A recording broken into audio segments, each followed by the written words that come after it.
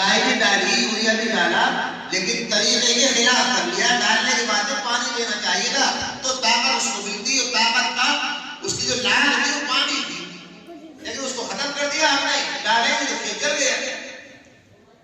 ہم نماز پڑھتے ہیں سنت کے خلاف نماز پڑھیں گے تو نماز میں وہ ثواب نہیں ملے گا جو سنت کے مطابق پڑھنے میں ملتا ہے.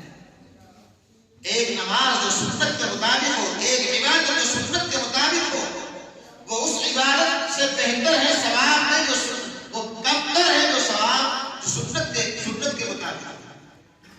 سنت کے مطابق نماز پڑھیں گے غیر اور سنت کے خلاف نماز پڑھیں گے تو وہ نماز جو سنت کے مطابق ہوگی وہ اس نماز سے بہتر ہوگی جو سنت کے خلاف پڑھی جائے.